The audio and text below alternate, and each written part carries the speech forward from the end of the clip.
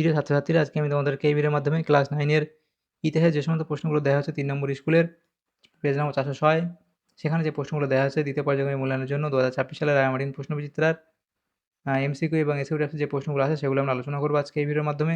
তোমরা ভিডিওটা শুরু থেকে শেষ অবধি অবশ্যই দেখবে এবং চ্যানেলে যদি নতুন হয়ে থাকে অবশ্যই তোমরা চ্যানেলটাকে সাবস্ক্রাইব করে রাখবে পরবর্তী যে স্কুলগুলো আছে সেগুলোর প্রশ্নোত্তর পাওয়ার জন্য। এবং এর আগের যে স্কুলগুলো ছিল সেগুলোর প্রশ্নোত্তর আমরা আলোচনা করে দিয়েছি। 1 নম্বর এবং 2 নম্বর স্কুলের প্রশ্নোত্তরগুলো, এমসিকিউ এবং এসিকিউ টাইপসের প্রশ্ন, সেগুলো তোমরা আমাদের প্লেলিস্ট থেকে পেয়ে যাবে। সেখান থেকে তোমরা দেখে নিও সেই প্রশ্নোত্তরগুলো। এবং আজকে আমরা আলোচনা করবো এই 3 নম্বর স্কুলের প্রশ্নোত্তরগুলো, এমসিকিউ এবং এসিকিউ টাইপসের প্রশ্ন, 406 নম্বর পেজ 303 নম্বর স্কুলের প্রশ্নোত্তরগুলো। তো এখানে দেখো 3 নম্বর স্কুলে যে প্রশ্নগুলো দেওয়া আছে বিভাগ ক এর মধ্যে 8টা এমসিকিউ টাইপ প্রশ্ন দেওয়া আছে আমাদের। একের দাগে বলা আছে সঠিক উত্তরটি বেছে নিয়ে লেখো। তো এই যে প্রশ্নোত্তরগুলো আমরা আজকে আলোচনা করবো এই 3 নম্বর স্কুলে, তার পিডিএফ তোমরা এই 3 নম্বর স্কুলে এমসিকিউ এবং এসিকিউ টাইপসের প্রশ্নগুলোর পিডিএফ তোমরা আজকে যেটা আলোচনা করবো এর পিডিএফ তোমরা পেয়ে যাবে আমাদের টেলিগ্রাম চ্যানেল থেকে। পরবর্তীতে আমাদের টেলিগ্রাম চ্যানেলের লিঙ্ক দেওয়া হয়েছে, টেলিগ্রাম চ্যানেলের লিঙ্ক দেওয়া হয়েছে ডেসক্রিপশনে, সেখান থেকে তোমরা যুক্ত হয়ে যেতে পারো। তো প্রথম প্রশ্ন একের দাগে বলা আছে, দেখো জুলাই বিপ্লবের ফলে ফ্রান্সের সিংহাসন পেয়েছিলেন, সেটা হবে লুই ফিলিপ, অপশান এখানে বি। পরবর্তী প্রশ্ন কি, কোন সন্ধির দ্বারা স্যাডওয়ার যুদ্ধের অবসান ঘটে, তাহলে সেটা হবে অপশান সি, অর্থাৎ প্রাগের। তো পরবর্তী প্রশ্ন দেখো, ইউরোপের রুগ্ন ব্যক্তি বলা হয় কাকে, সেটা হবে অপশান ডি, অর্থাৎ তুরস্ককে। পরবর্তী প্রশ্ন দেখো, কোনটি বয়ন শিল্পের সঙ্গে যুক্ত নয়, সেটা এখানে হবে সেফটি ল্যাম্প। পরবর্তী প্রশ্ন দেখো, সেফটি ল্যাম্প হবে অপশান ডি। পরবর্তী প্রশ্ন, সমাজতন্ত্রবাদের আদি প্রবক্তা ছিলেন, সেটা হবে সাঁ-সিমো। এর পরবর্তী প্রশ্ন বলা আছে, দেখো ছয়ের দাগের, সুয়েজ খাল জাতীয়করণ করেন, তাহলে সেটা হবে অপশান সি, অর্থাৎ মিশরের রাষ্ট্রপ্রধান। এর পরবর্তী প্রশ্ন থেকে বলা হয়েছে রক্তাক্ত রবিবারের ঘটনাটি ঘটে 1905 খ্রিস্টাব্দে, 22 জানুয়ারি, এখানে অপশান ডি হবে সঠিক উত্তর, 1905 খ্রিস্টাব্দের 22 জানুয়ারি। এর পরবর্তী প্রশ্ন কি বলা হয়েছে দেখো, পরবর্তী প্রশ্নের মধ্যে বলা হয়েছে আটের দাগের প্রশ্ন বলা হয়েছে পরবর্তী প্রশ্নতে 8 দাগের প্রশ্ন বলা হয়েছে জাতিসংঘের সদর দপ্তর স্থাপিত হয়েছিল, তাহলে সেটা কোথায়, সেটা হবে জেনেভা শহরে। তাহলে এখানে এমসিকিউ টাইপ যে প্রশ্নগুলো ছিল 8টা, সেই এমসিকিউ টাইপ প্রশ্নগুলো এখানে হলো। এর পরবর্তী যে প্রশ্নগুলো আছে দেখো, আচ্ছা এমসিকিউ টাইপ প্রশ্নগুলো হলো বিভাগ ক, এরপরে বিভাগ খ এর মধ্যে যে প্রশ্নগুলো আছে দেখো, এখানে আমাদের 8টা প্রশ্ন দেওয়া আছে, 1 নম্বর করে 8 নম্বর দেওয়া হয়েছে। 2 এর দাগে কি বলা হয়েছে, নিম্নলিখিত প্রশ্নগুলির উত্তর দাও, প্রতিটি উপবিভাগ থেকে অন্তত একটি করে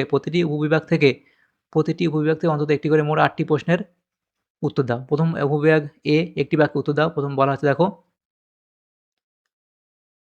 আচ্ছা প্রতিটি উপবিভাগ থেকে অন্তত একটি করে মোট 8টি প্রশ্নের উত্তর দাও। তো প্রথম প্রশ্ন 2 এর দাগের উপবিভাগ এ 1, ভিয়েনা সম্মেলনে ফ্রান্সের প্রতিনিধি কে ছিলেন? তাহলে হবে পররাষ্ট্রমন্ত্রী তালেরা।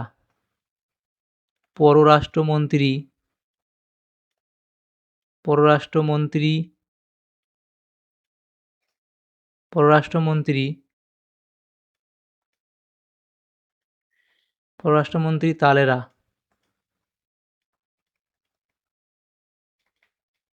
এর পরবর্তী প্রশ্ন কি বলা হয়েছে দেখো, পরবর্তী প্রশ্ন বলা হয়েছে এখানে দেখো, পরবর্তী প্রশ্ন বলা হয়েছে কি, আচ্ছা এটা তয়ে আঁকা, লয়ে একা, রয়চন্দ্রবিন্দু আঁকা, তালেরা। পরবর্তী প্রশ্ন, উষ্ণ জল নীতি কোন দেশ গ্রহণ করেছিল, তাহলে কি লিখবে, রাশিয়া। এর পরবর্তী প্রশ্ন 3 এর দাগের, শিমনো-সেকি সন্ধি কাদের মধ্যে স্বাক্ষরিত হয়েছিল? চীন ও জাপানের মধ্যে স্বাক্ষরিত হয়েছিল।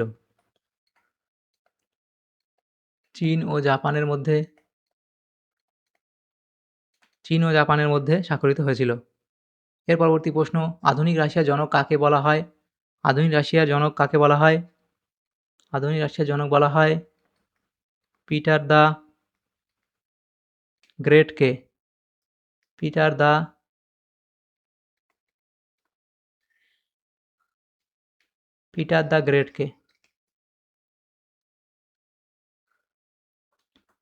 দ্য গ্রেটকে। পরবর্তী প্রশ্ন কি, উপবিভাগ বি, সত্য অথবা মিথ্যা নির্ণয় করো। প্রথম প্রশ্ন, পৃথিবীর প্রথম আন্তর্জাতিক সম্মেলন হলো ভিয়েনা সম্মেলন, এটা এখানে আমাদের কি বলা হয়েছে, সত্য বলা হয়েছে। পরবর্তী প্রশ্ন, হেটাইরিয়া ফিলিকে হলো ইটালির একটি গুপ্ত সমিতি, এটা আমাদের এখানে কি বলা হয়েছে, মিথ্যা বলা হয়েছে। এর পরবর্তী প্রশ্ন, বার্লিন কংগ্রেস অনুষ্ঠিত হয় 1885 খ্রিস্টাব্দে, এটা এখানে আমাদের মিথ্যা বলা হয়েছে। তার পরবর্তী প্রশ্ন, ঐতিহাসিক ঐতিহাসিক ডেভিড টমসন জুলাই বিপ্লবকে জনতার বিপ্লব বলে অভিহিত করেছেন। তাহলে সেটা কী হবে? সেটা হবে সত্য। তাহলে প্রথমটা সত্য, দ্বিতীয়টা মিথ্যা, তৃতীয়টা মিথ্যা এবং আবার শেষেরটা সত্য বলা হয়েছে। তাহলে এগুলো হলো। এর পরবর্তী প্রশ্ন উপবিভাগ সি। নিচের বিবৃতিগুলির সঙ্গে সঠিক ব্যাখ্যা নির্বাচন করো। প্রথম বিবৃতি বলা হয়েছে ক্রিমিয়ার যুদ্ধ ছিল ইউরোপের ইতিহাসের জল বিভাজিকা। এখানে আমাদের সঠিক ব্যাখ্যাটা হবে ব্যাখ্যা ৩, ইউরোপের বহু দেশের স্বার্থ এই যুদ্ধে জড়িয়ে ছিল। এর পরবর্তী প্রশ্ন বিবৃতি ২ এ বলা আছে ঊনবিংশ শতক বিবৃতি ২ এ বলা আছে কি? বিবৃতি ২ এ বলা আছে ঊনবিংশ শতকে ঔপনিবেশিক প্রতিদ্বন্দ্বিতা বৃদ্ধি পায়। এখানে আমাদের যে ব্যাখ্যাটা সঠিক হবে সেটা ব্যাখ্যা ২টা সঠিক হবে। শিল্পোন্নত দেশগুলি কাঁচামাল সংগ্রহ ও পণ্য বিক্রির জন্য উপনিবেশ দখল করে। তৃতীয় বিবৃতি বলা হচ্ছে ভার্সাই সন্ধির দ্বারা জার্মানির সামরিক শক্তি ভেঙে দেওয়া হয়। এখানে আমাদের কোনটা সঠিক হবে? সেটা ব্যাখ্যা ৩ সঠিক হবে। জার্মানি ভবিষ্যতে যাতে বিশ্বশান্তি ভঙ্গ করতে না পারে তার ব্যবস্থা করা হয়। তো এই প্রশ্নের উত্তরটা একবার তোমরা তোমাদের ক্লাস শেয়ার থেকে দেখে নিও। পরবর্তী প্রশ্ন কোনটা সঠিক উত্তর হবে একবার তোমরা দেখে নিও ক্লাস শেয়ার থেকে এই প্রশ্নটা ৩ দাগের। পরবর্তী ৪ দাগের প্রশ্ন বলা হয়েছে বিবৃতি হিটলার ও মুসোলিনি স্পেনের বিদ্রোহী নেতা ফ্রাঙ্কোকে সমর্থন করেন। তো এখানে আমাদের যেটা সঠিক ব্যাখ্যা হবে সেটা আমাদের হবে ব্যাখ্যা ২। ফ্রাঙ্কোকে সমর্থনের মাধ্যমে হিটলার ও মুসোলিনি নিজেদের একনায়কতান্ত্রিক শাসক জোটের শক্তি বাড়াতে চেয়েছিলেন। এর পরবর্তী প্রশ্নগুলো এখানে দেওয়া আছে দেখো। বিভাগ গ, সেখানে ৩ দাগের প্রশ্ন বলা আছে ২টি অথবা ৩টি বাক্যে নিম্নলিখিত প্রশ্নগুলির উত্তর দাও। প্রথম প্রশ্ন, ভিয়েনা সম্মেলনে কটি নীতি গ্রহণ করা হয় এবং কী, কী? তাহলে সেগুলো লিখবে। পরবর্তী প্রশ্ন, প্লান স্লাভ আন্দোলন কী? এরপর প্লান স্লাভ দেখো এখানে যে প্রশ্নটা আছে প্লান স্লাভ আন্দোলন কী সেটা সম্পর্কে লিখবে। তার পরবর্তী প্রশ্ন, কে কবে সর্বপ্রথম টেলিগ্রাফ আবিষ্কার করেন? তারপরে আছে সেরাজেভো হত্যাকাণ্ড বলতে কী বোঝো? তারপরে আছে এনইপি কী? জাতিসংঘ বা লিগ অব নেশনস কবে গঠিত হয় এবং এর প্রথম মহাসচিব কে ছিলেন? এর পরবর্তী প্রশ্নগুলো দেখো। তাহলে দেখো আমাদের এখানে এই সমস্ত প্রশ্নগুলি ছিল ক্লাস 9-এর ইতিহাস যে প্রশ্নগুলো ছিল। ক্লাস 9-এর যে প্রশ্নগুলো ছিল এটা কত নম্বর স্কুল ছিল? ৩ নম্বর স্কুলে যে প্রশ্নগুলো ছিল 9-এর সেগুলো আমরা আলোচনা করলাম ইতিহাসের এমসিকিউ মেথডের প্রশ্ন। তোমাদের যদি সামান্যতম উপকার এসে থাকে ভিডিওটা অবশ্যই একটা লাইক করবে, বেশি বেশি করে বন্ধুদের সাথে শেয়ার করবে। আর পরবর্তী যে স্কুলগুলো আছে সেগুলোর প্রশ্ন উত্তর পাওয়ার জন্য অবশ্যই তোমরা আমাদের চ্যানেলটাকে সাবস্ক্রাইব করে রাখবে। Thanks for watching.